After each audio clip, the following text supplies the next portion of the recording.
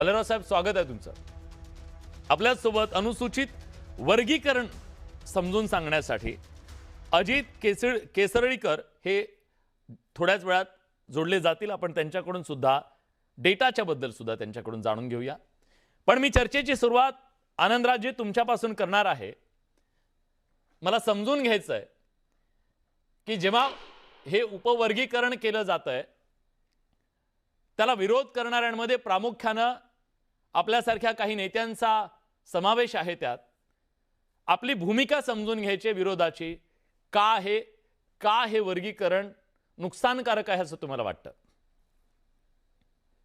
पहिल्यांदा लक्षात घ्या की एसीचा एक गठ्ठा, एक वर्ग बाबासाहेब आंबेडकरांनी तयार केला.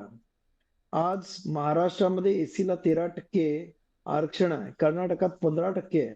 आणि ज्या प्रमाणामध्ये तुमचं लोकसंख्या असते त्या प्रमाणामध्ये हे एसी आणि एसटीचं आरक्षण करण्यात आलेलं आहे. आता प्रश्न असा आहे की उपवर्गीकरण करताना याच्यामधल्या कुठच्याही जातीला विश्वासात न घेता हे उपवर्गीकरण केलेलं आहे. न्यायमूर्ती अनंत मनोहर बदर यांची एकल कमिटी होती आणि त्याने ते अहवाल सरकारला 1 एप्रिल रोजी सादर करण्यात आलेला आहे. हा, आमचं म्हणणं एक आहे की अशा पद्धतीने तुम्ही एसी मध्ये हे जे काही फाटाफूट करण्याचा प्रयत्न करताय तो अत्यंत निषेधार्थ आहे. आणि आतापर्यंत तसंही एसीचं 13% रिझर्वेशन असताना सुद्धा आपण जर पाहिलं क्लास 1, क्लास 2 आणि क्लास 3 मध्ये अजूनही 13% पूर्णपणे रिझर्वेशन भरण्यात आलेलं नाही. त्यामुळं रिझर्वेशन जर संपूर्ण भरणंच होत नसेल, फक्त क्लास 4 मध्ये रिझर्वेशन भरलं जातं, त्याच्या पलीकडे क्लास 3 किंवा क्लास 2 किंवा क्लास 1 मध्ये अजूनही संपूर्ण 13% एसीचा कोटा भरण्यात येत नाही. त्यामुळे हे जे वर्गीकरण करण्याचा प्रयत्न केला जातोय हा दुर्दैवी आहे. आणि याच्यामध्ये 59 जाती आज महाराष्ट्रामध्ये एसी मध्ये आहेत आणि त्याच्यातल्या फक्त एका जातीने ही डिमांड केलेली आहे की हे उपवर्गीकरण करावं.